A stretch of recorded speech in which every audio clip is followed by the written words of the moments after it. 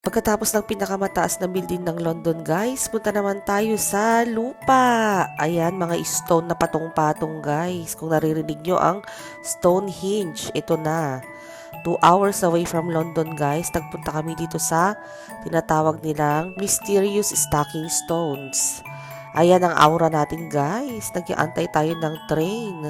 Palipad-lipad pa ang aking mini bestida. Charot! Ay, ayan na ang train. Maagang maaga ito guys kasi aalis yung ating tour bus papunta ng Stonehenge ng alas 8 ng umaga. So ang travel natin is 2 hours from London going to Stonehenge. Sasakay tayo ng tour bus guys. So kailangan maaga kayong gumising pag pupunta kayo doon. So ayan na, nakasakay na tayo sa ating bus. So on the way na tayo sa Stonehenge. Sa mga daan guys, marami tayong makikita mga building na ganito. Yan, very artistic ang kanilang mga gusali. Ayan na, kabundukan na tayo. Kapatagan pala guys. So 2 oras ito na biyahe. Ayan na yung Stonehenge guys. Para siyang malapit na pero malayo pa yan guys. Iikot tayo papunta sa daanan. Mai-enjoy ni rin yung scenery papunta doon. Ayan na nga ang kanilang visitor center guys. Bumaba na tayo sa bus. So from sa visitor center nila, kailangan nating maglakad ng 25 minutes. Pero may mga shuttle bus naman sila. Kaya magsha-shuttle bus tayo guys. Alam nyo naman, nakatakong ang lola ninyo. Ayan, antayin natin yung shuttle bus dito sa may daanan papunta roon. Kung gusto nyo namang maglakad, pwede rin. Ayan na, nakababa na tayo ng shuttle bus. Maglalakad ulit tayo ng konti, papunta na doon sa may Stonehenge. Napakalamig dito guys, at saka mahangin din. Yung outfitan ko nga, feeling ko parang hindi nababagay. Pero carry na rin kasi naman, gusto ko nga. At feel ko ang red outfit ko for today. Ayan na guys, yung nakikita nyo sa mga kalendaryo natin, ayan na ang Stonehenge. Patong-patong na mga bato, ang lalaki nila. Ako nagtataka ako kung paano nila nilagay dyan sa tuktok yung mga bato na malalaki. Ilang tao kaya ang naglagay dyan? Sabi nila thousands of years na daw ito nakalagay dyan guys. So it's been a history of mankind. Basahin nyo na lang, okay? I-google ninyo Stonehenge. Makikita nyo yung kanilang history. Pero for now, ayan, mag-enjoy tayo guys. Magsi-selfie-selfie. At syempre, kukuha tayo ng video. Kaya ito na yung napapanood nyo ngayon. Marami ding tao dito. Salitan nga kami sa pagpapapicture eh. Tingnan nyo yung ulap guys, o parang napakababa. Buti na lang hindi umulan. Hindi ko ma-imagine kung paano tayo maglalakad dyan ng umuulan at umaambon. Okay naman ang panahon, so nakisama naman ang araw. Ayan guys, parang hindi ako nagsasawang mag-take ng picture. Sige, picture pa rin. Meron kaming dalang selfie stick. Pero naman, kapag binaba namin yung selfie stick, mahangin, natutumba siya. O, tingnan nyo yung buhok ko, parang pugad ng ibon. Up close. So, isang lugar na to guys, ito lang talaga ang nakalagay, yung mga stone. Bawal daw kasi silang istorbo. Kasi nga naman, syempre kung merong mga movement dyan na malalakas, matutumba yung stone. Kaya mini-maintain nila na ganyan lang siya guys. Siya lang talaga ang nandyan. Kung gusto nyong sumiar o kaya magmerienda, babalik tayo doon sa visitor center, which is 25 minutes walk. Buti na rin din talaga nag-decide kami na pumunta rito guys. Kasi iniisip namin kung doon lang kami sa London, pare-parehas din lang naman yung nakikita namin mga environment. Kaya sabi ko, nandito na rin lang kami sa London, kukunin na rin namin tong tour na to. So guys, ayan hot tip. Kung gusto nyo pumunta ng London, dumiretso na rin kayo dito sa Stonehenge. Kuha kayo ng mga tour bus, marami naman dyan. I-google nyo lang. O kaya nag-book kami sa Viator guys. Ayan, pabalik na tayo. Tapos na tayong bumisita dito sa Stonehenge.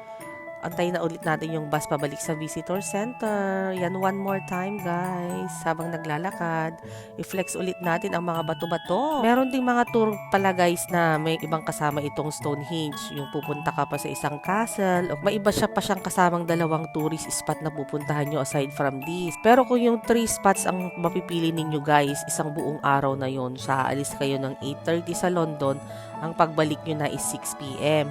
Pero kung itong Stonehenge lang ang gusto nyong puntahan, kasya na yung 4 na oras. So yung 8:30 namin, nakabalik kami sa London ng by 2:30 p.m. Kasi nga guys, 2 oras ang biyahe. Alam niyo ba, mas mahaba pa yung oras ng binahe namin kaysa yung pamamasyal namin dito. Pero sabi ko nga, worth it din guys. Kasi ito nga, nakita na rin natin sa wakas, for the very longest time ng ating pag-aantay, ang Stonehenge. Ito na yung shuttle guys na pabalik sa visitor center. Marami naman silang mga shuttle guys. So each time, merong mga, I think 10 minutes yata, nandiyan naman ulit yung bagong bus. Ito yung baon pala namin na snack namin, oh. All beans. Ginutom na kami guys. Nakakagutom din palang magbiyahe. Maaga nga kasing kaming gumising tapos tinapay rin lang naman ang kinakain namin sa hotel. So, isa pang tip guys, pag kayo bumabiyahe ng malayo, magdala kayo ng backpack. Lagyan nyo ng tubig, snack na maliliit, o kaya anything handy para kung saan man kayo abutin ng gutom. O hindi nyo na kailangang hanap-hanap pa ng pabilihan. Meron kayong handy sa inyong backpack. Ayan, pa-exit na tayo from the shuttle. Ito ang bubungad sa inyo guys, ang kanilang gift shop. So titingin tayo ng mga unique na items na magre-represent ng ating pinuntahan. Ito gusto ko sana ito, yung sombrero nila kasi nga malamig dito guys. Pero parang maluwag naman siya. Sabi ko panlalaki kaya ito? Hindi naman daw, unisex daw yan. O say, pak! Model-modelan na naman tayo, guys. Feeling ko tuloy balot na balot ako dito, guys. Ayun, meron pa akong pa-shawl, may pa-jacket, tas meron pa akong sunglasses. Na ngayon naman, meron na ulit hat. O kaya sombrero. Ito, ang cute dito, guys. Napakalaking chocolate. Tas yung balot niya, meron siyang Stonehenge na nakatatak. Lollipop. Yellow na lollipop. Tas marami dito mga keychain, ballpen. Meron ding mga bag. Siyempre, ang pinaka-famous sa kanila ay ang ating magnet sa refrigerator. Yan, binili ko yan, guys. Para meron naman tayong remembrance ng Stonehenge o para siyang 3D, no? Labas na tayo, guys. Tingnan natin yung mga bahay kubo nila dito. Ayan, napaka-ancient. Dito sa labas, yan yung map nila. Kaya kapag ikaw ay nawawala, guys, punta na ulit dito sa visitor center. Ayan ang kanilang mapa. Tsak, hindi ka na mawawala for sure. Nung nakikita ko yung mga kubo na ito, guys, parang naalala ko tuloy yung mga ginagawa namin yung mga bahay kubo ng maliliit kami sa probinsya. O diba, out of hay, yung mga pinag-anuhan ng palay. Yan ang ginagawa namin dati. Ito yung malaking stone guys, o example nila. Yung mga nakita natin kanina dun sa Stonehenge, ganyan din kalaki itong bato na to. Ayon sa nakasulat guys, is kailangan mo ng 100 na tao para mai-move mo itong bato na to. Ang laki kasi tsaka ang bigat. Ayan yung sample nila, oh. Kinatok-katok ko pa talaga. Tiningnan ko kung talagang bato. Ay, bato nga guys.